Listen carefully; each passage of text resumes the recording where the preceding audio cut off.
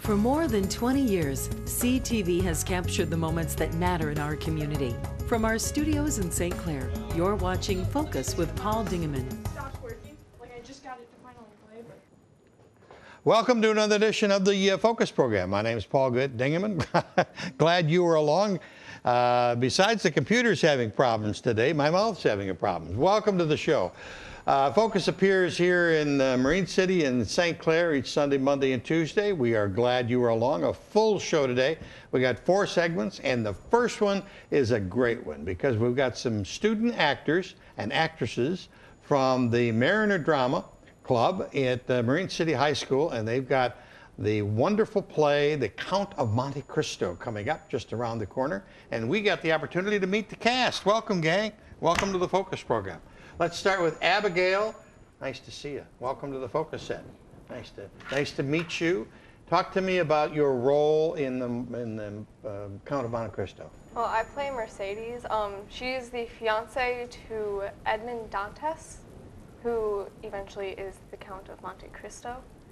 And eventually I do marry Fernand, who is the Count's best friend. How big a cast? It's fairly small, actually. Is it? Mm-hmm. Fairly small? What do you like best about the play? I don't know. It's just, like everything, basically. The storyline is really good. A lot of plot twists. Okay. And next we have? Logan. Logan, and what do you play? I'm Edmond Dantes / the Count of Monte Cristo. Ooh, you are the Count himself. Mm-hmm. Pretty important guy, huh? Yeah. What do you like about the play? I enjoy the plot and the feeling of revenge in it, how he comes back and seeks his revenge on each of the characters that betrayed him. And what do you like best about this play? I mean, not just the story, but I like the people that I can work with. Okay. And next we have Sean. Shane. Shane. And what's your role? I play Ferdinand Mondego. I'm the Count's best friend at the beginning of the play, but then I end up betraying him. Oh, no, you're not one of those guys. I'm quite the bad guy. Oh, I'm sorry to hear that. You seem like a nice fella in person, Yeah.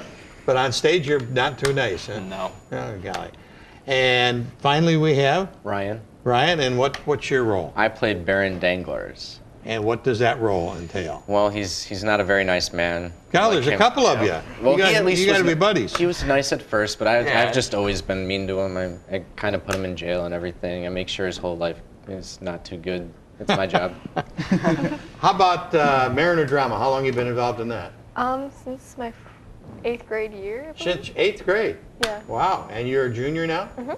Wow. And what other plays have you been in? I've been in Smile, Evening of One Acts, Flowers for Algernon, Peter Pan and Wendy, Les Mis, Sherlock Holmes and Baker Street Irregulars, Giver, and Footloose, and now this one, What do you like best?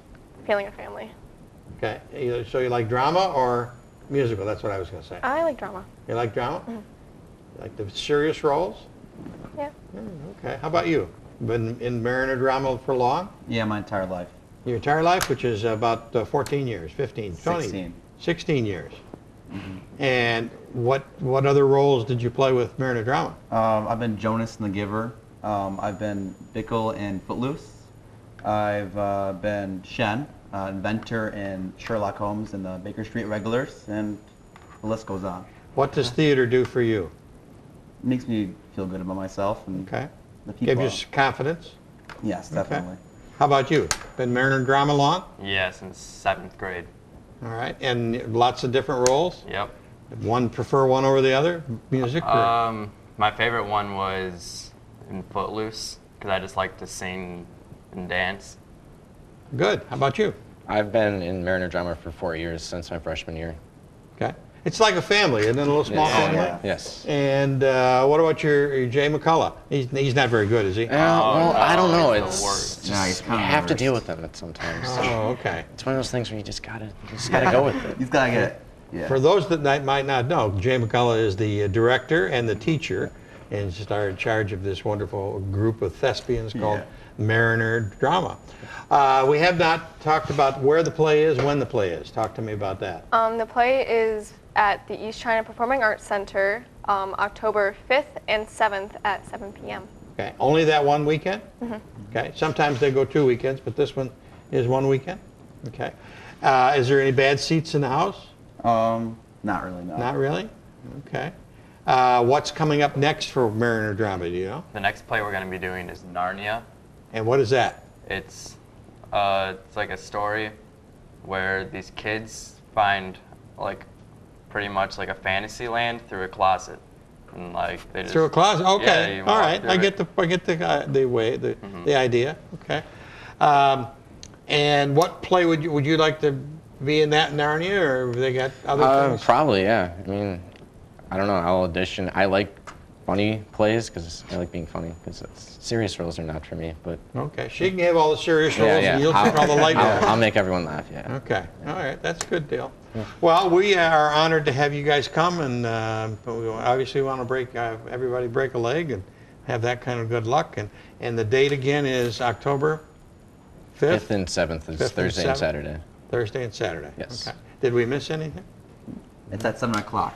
Okay, well, thanks very much for stopping in, and good luck to everybody on the cast. Thank you. Thank We'll you. be back with our next guest in just a second.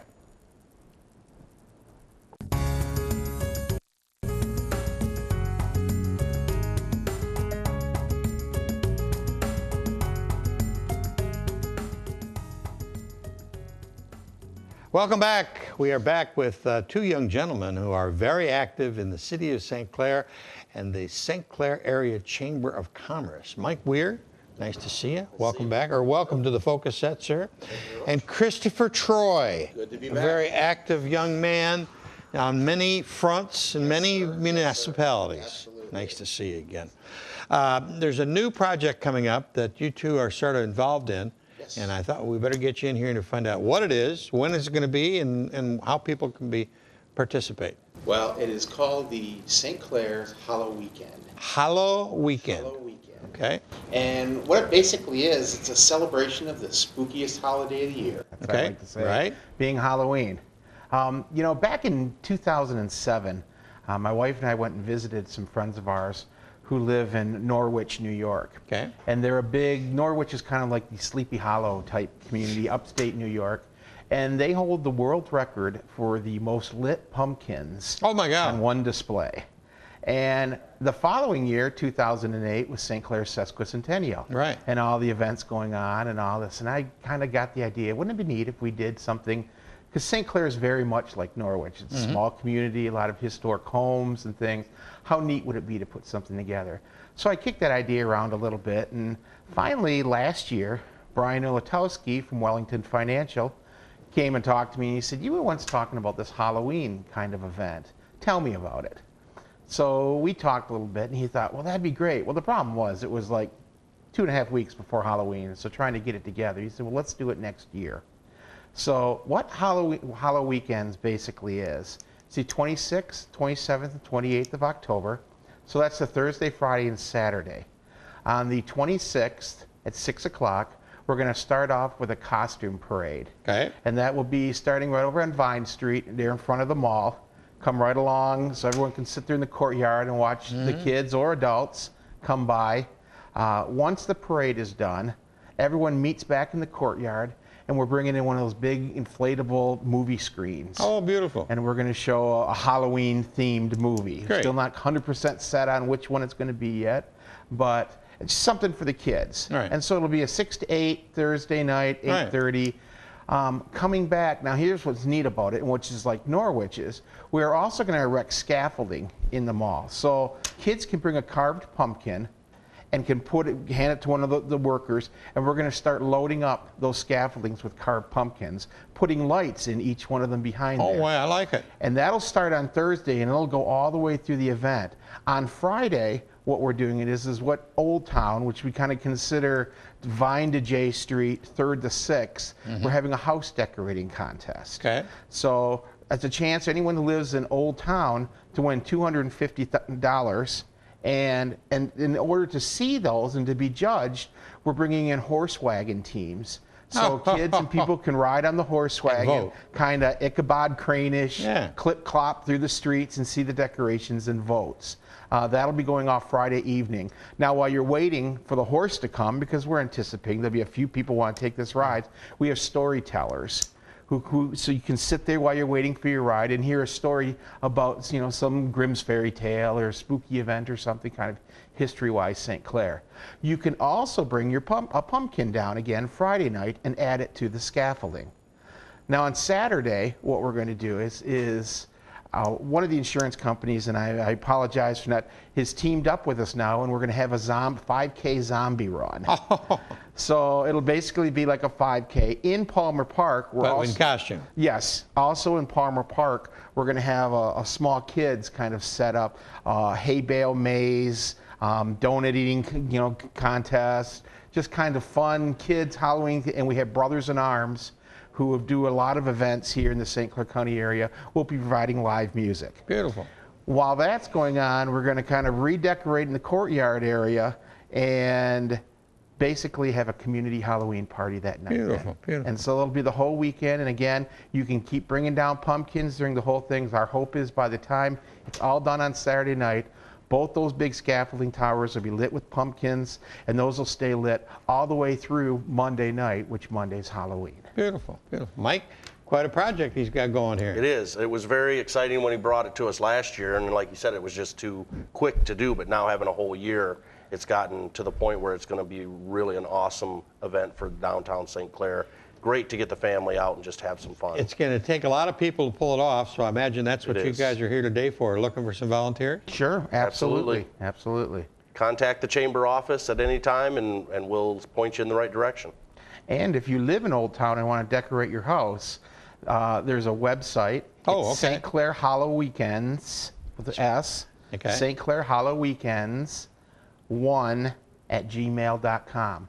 And all you need to do is write that email down, send a little note and say, I'd like to participate, here's my address. And we'll get you a yard display sign with a number on it. Good, yeah. So everyone when they're going through and doing the judges, they can say, I like house 7, I like house 8. Great idea. And you've obviously given it some thought, and that's what it takes to have it organized and get prepared so when people are there, they can participate. Paul, St. Clair's got so much going for it, and it's that community, kind of that small town feel, which is really an asset to this community. And providing family entertainment and family-friendly events, I just think it's such a great idea and such a great event. So, Mike, you've got a business in the mall, right? No, sir. I'm out on Fred Moore Highway. Fred Moore Highway. Yes, sir. And what's your business again? Is PKSA Karate. Karate. So you have classes and classes Monday through Friday. Good. Well, welcome. Thank you. I'm glad you're here. And Mr. Chris over here, he's active at Recess, so we keep tabs on him. We do. Well, I tell you what, why don't you come back? You've got a video that runs about 3 minutes. Yep. Well, the next time you come back, we'll get a little more detail and get a little or more organized. But I think this is a good way for people to get some basic information, early preview information on what's coming at the end of October, because they do have to do a little planning. And there is a Facebook page, too. Good. If you just go to St. Clair Hollow Weekends, it's so easy to find.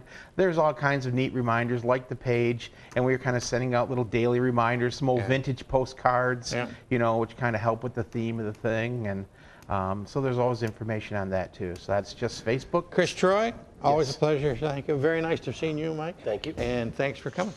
Coming up next is Mike Demagowski, the principal of St. Clair Middle School and also the president of the East China Education Foundation. He's got information about the foundation and a big fundraiser they got coming up in a couple of weeks called Taste Fest. We'll be right back with that.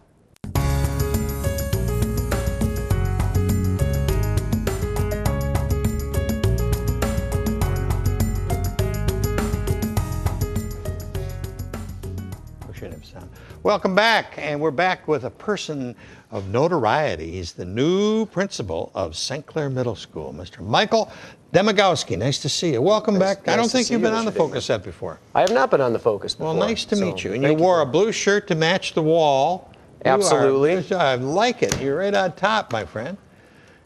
Before you start anything, before we talk about why you're here, I want to hear about 30 seconds or more about the trip to Washington, D.C. you took a week ago.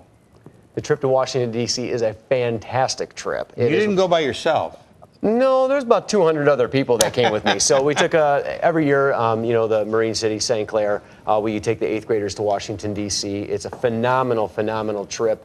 Lots of landmarks, lots of sightseeing. We fly in St. Clair, and the kids really enjoy that part too, because for them it's a lot of new experiences. Yeah. So we just got back on Monday. And Sunday night, and we go every year about the 3rd week in September. So we go for 3 days, and it was a phenomenal trip. We had 100 plus 8th graders, and we had about 80 chaperones of parents. 80 chaperones? 80 chaperones. It was phenomenal. Well, so, for that many kids, you need a lot of chaperones. Yes, sir. Absolutely. No, it was a great trip, and That's it is an active age group that you have. They were an active bunch. But it was a phenomenal trip. It is every year, and it was my first year leading it. Taking over from Mr. Alley. But I've been on the trip 3 times, and this is the first time me as an administrator leading the trip. So new experience for me, but all in all, I think it was pretty successful. One picture I saw, or set of pictures that I saw on Facebook, just blew me away, and that was the grave of the unknown soldier, where the students got to lay the wreath. Wow. What a great experience that is. Yeah. And when the officer comes out and talks to the students about what they need to do, it's like they're at attention, and they're listening, and we front load the students about how it's going to be and how quiet they need to be and respectful, and we didn't hear a peep. I mean, it was outstanding. The kids were so respectful, and we got a lot of kudos from the group down there. So the young ladies had dresses, the young men had ties. Yep. Very impressive. Yep, we had one in a scout uniform, another one in a tie. I mean, they dressed up. We had parents saying, what do they need to dress in? And they phenomenal. It was real good, real good. You are here to talk about a couple other things. Yes. One is an organization that I'm involved in too, along with you, which is called the East China Education Foundation. And it raises money, and we're going to get into that in a minute, but in order to raise that money, they're having an event called Taste Fest, which is coming up in a couple weeks, October the 9th. I believe it's Monday, October 9th. Yep. And I believe it's 5 to 8 p.m. It's at St. John's River District Hospital. Right it was in the there. lobby. Yep, right there in the lobby in the emergency room, I believe, correct? Right. And no, not in the emergency room, around the front. Around the front. But it's right there at the River District Hospital. It's 5 to 8 p.m. on Monday, October 9th. And a little bit about the event. A lot of different restaurants from the area, from St. Clair. 12 Marines. or 13, maybe 14. Yeah, probably. I think even more than that they have this year. So St. Clair, Marine City, and surrounding areas. I know we had some from Chesterfield even last year. And we walk in, you get to purchase a ticket at the door. $40. $40 a ticket, and it's $40. But I'll tell you what, from what you get from the $40 is well worth $40. A couple glasses of wine, and then you can walk around and get as much food as you want. You taste test as much food as you want. I mean, in the restaurant food, they bring their best foods, and it is a wonderful, wonderful night. And I know my wife and I really enjoyed it last year. We were working, selling some tickets for the baskets, the basket raffles, and there's lots of baskets there that could be taken away, and just a great experience for the entire community. But the money raised is actually split and goes to the Hope Fund for the River District Hospital, and also the East China Educational Foundation. Well, speaking of the East China Education Foundation, you brought along a PowerPoint, and if Crystal will throw those up, we will go through and tell people what happens, what the East China Education does. Here, absolutely. These are from last spring. Okay, Crystal, you can throw the next one up. Oh, the mouse is acting up again. There we go. Go ahead. Yeah, the foundation, it's an endowment fund. I'm just going to go ahead and read it there. Through the Community Foundation of St. Clair County. In spring 2017, we handed out more awards, but with those awards, over $136,000 has been given out in grants to teachers. So a lot of money given out. In spring 2017, we gave out 14 grants ranging from $350 to $750, and they were awarded for a little over $7,000.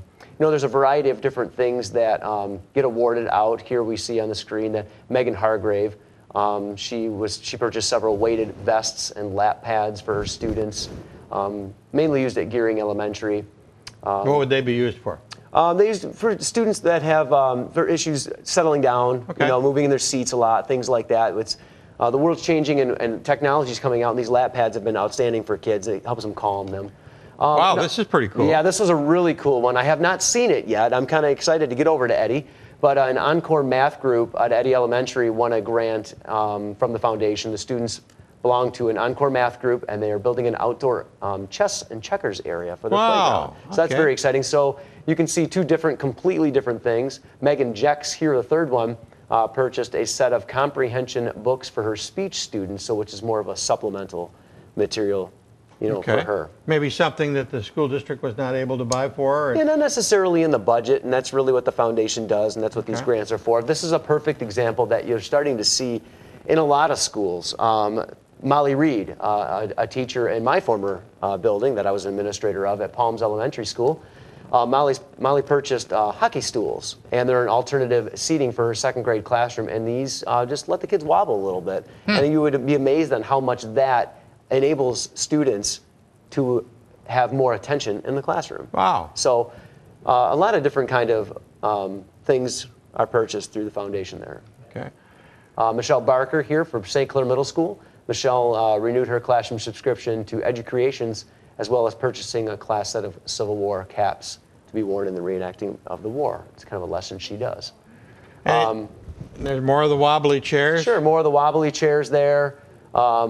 That's Mandy Mychek from Palms. We have purchased more of these seating, alternative seating. You're so as you can see, the purchases that are made from the district, the foundation funds, are used in all the schools throughout the district, and are for particular needs that the teacher in the classroom determines is important to them. Oh, this is a cute one here. That's a really cool one. That started at I believe Bell River has a buddy bench, and now Gearing, through the foundation got funds. Somebody's lonely. Absolutely. If one student needs a friend or he's feeling a little lonely, they'll go sit on the bench, and those other students know that, hey, this student needs some attention. Cool. It's a really cool. That's a really cool thing.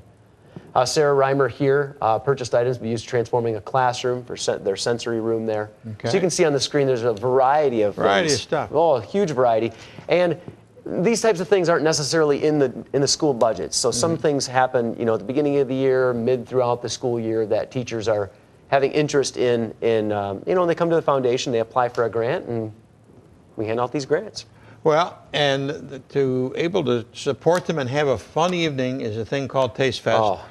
It's October the 9th, you said. October the 9th. 5 to 8 at the lobby of the St. Johns River District Hospital. Absolutely. Great food, a couple glasses of wine, nice people, and you got a chance to win some prizes. It is a great event, and I hope to see a lot of people out there. Tickets can be picked up at Neiman's and a couple other different areas around in the hospital. Absolutely, and they can come right to the door. You can come right to the door and grab your ticket.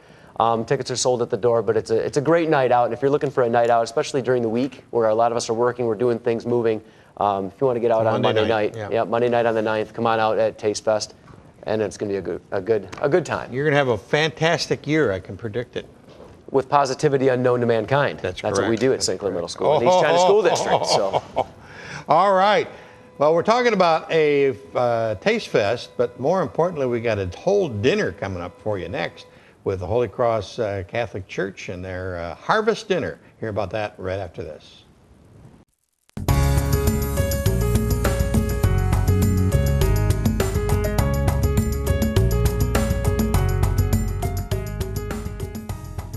We are back, and October always brings us something that really warms your heart and warms your stomach, and that is the annual Harvest Dinner at Holy Cross. Ron Seitz, welcome back to the Focus Set. Thank you so much, Paul. And you brought along Dr. Carl Wagner, Wagner, right? I got it right. The principal of Holy Cross School. Welcome to the Focus Set, sir. Nice to have you. Ron, it's here. Once again, another year. Wow. 46th annual. It's amazing how many the years keep adding up. But for those that might have never, ever heard of it, what happens? Well, the Harvest Dinner is an opportunity for the parish to bring together local families, not just parishioners, but local residents as well. And it's open to the community, and everybody supports us, and we have a meal that'll choke a horse. Oh, yeah, yeah. And it goes all day. It starts at 12:30 after Mass. It does. It goes right through to 6 o'clock. Correct. Yep. And it's held in the gym of the Holy Cross School. Yep. And how many meals do you serve? Tons. Oh, yeah, we average between 1,000 and 1,200. 1,000 or 1,200? Yep, and carryout seems to be growing. So I think we've gone from 60 to 80 carryouts. I think we were about 180 last year, so it's grown as well. The price is not listed. Yes, it is. It is? Bottom right corner. We've got adults at right 10, there. children. $10, that's all? Yeah, I know. No we didn't wonder raise you're it. serving 1,200. We didn't raise it. It's the same as it was last year, so you can come and enjoy it for the same price. I know that there's a big party before the Holy Cross dinner. There is. Where they're peeling something. Oh, Talk boy. to me about that. Well, actually, there's two of them. The Two. first one is the squash. Squash, okay. Which takes place on Wednesday prior to this, and it's fresh squash grown locally, peeled, cut, cooked, and then it's prepared on Friday, put in cold storage, and then on Sunday it's heated up and served along with our dinner. So, and there's a lot of people that are involved in that. It's an undertaking, and well, anyways, it's something that's been happening along with this for 46 years. It's part of the program and part of the joy of it. That's right. Okay. Yep. So you're going to raise money for Holy Cross Catholic School, and Correct. you're going to have an open house that day too. Yes, for the same amount of time. We have my teachers will be there. I have my PTO and school committee parents will be there, and I have students who will be there, and they're all set up to. Any visitors that come through, they're going to say why they love Holy Cross and why they think maybe your kids will too. It's been there for how many years, Holy Since Cross? 1869. Just a brand new school. Yep. Just a new school around the corner. Things have changed in the area. Some schools are getting smaller, some are getting bigger, but you guys have stayed pretty solid for a long, long time. We have, and we share, it's an advantage that we share the campus with Cardinal Mooney High School. Correct.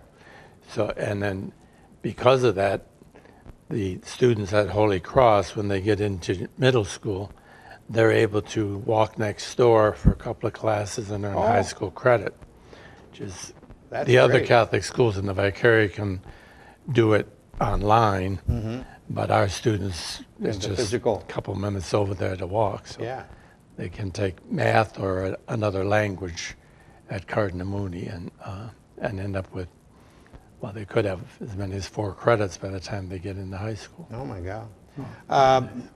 Ron, you brought along some pictures. I don't know if Crystal threw them up yet, but if she'll throw them up there, we'll talk about. These are from previous years, I imagine? They are, yep. Some of the events that are going on during this day, the farmer's wagon.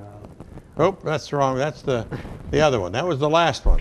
There you go. Oh, look at that. That's right. my part. That's where I like to go to the pies. Well, the Daughters of Divine Charity are the sponsors for our bakery, and they're the ones that provide all the help and make sure that everybody gets out of there with some kind of a dessert if they wish. Take some they're baked all home. homemade too. They are, every one of them. Okay. Yep. Next one. Oh, look at that. Carved beef. Yep, we have fresh beef. It's carved by our That's Knights a of Columbus. professional chef too. He'd love to hear that. Yeah, great. Our Knights of Columbus volunteers come in and they've been trained to carve the beef and provide you with as much as you can hold on your plate. So. Oh my God. And, it's a good sized crowd. It is. Yep. It's you take inside the over activity center. the gymnasium. Yep. The gym is there, and I know they just redid the floor this year, so the inside it's going to be really shiny for this event. Can't wait to see it. But you covered the floor, I think, right? No, we're not going to cover it this year. Not going to cover it? Yep. They want to see that floor, so we're going to do that. And that looks like the farmer's market. Right. That's the farmer's wagon. Yep. They want to get donations from local farmers, and the produce is there for purchase, and again, that all goes to benefit the harvest. And pumpkins, of course. Yep. It's coming up as this program airs. It'll be this week. This Sunday. Yep. It's a busy weekend in the area. They've got Kids in Distress has got something going on on Friday, and the school district in the hospital's got something going on Monday. That's so right. a lot of stuff, but this is really one that will help everybody and help the church too. It does. It's a community event. Have we missed anything? I don't think so. We've got a raffle. The raffle goes along with that. There's raffle tickets can be purchased through that day, and the prizes are: first is $5,000, second is $3,000, and the third prize is $1,000. So good luck to everyone that purchases tickets, and we'd love to have that as well. The state of education in elementary, is it good, bad, or indifferent? Are things looking good for young students around the area? I believe so, and a lot of it is 21st century learning with technology. We now have, from grade 1 through 8, every student has a one-on-one Chromebook. Wow. And there are a number of programs that they can use.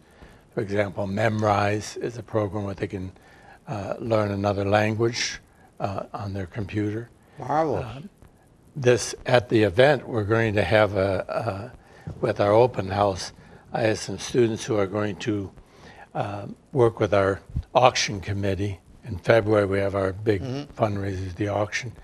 And this year, our funder need is going to be to install a virtual reality room. Oh my God. And to use Google Expeditions has 500 field trips.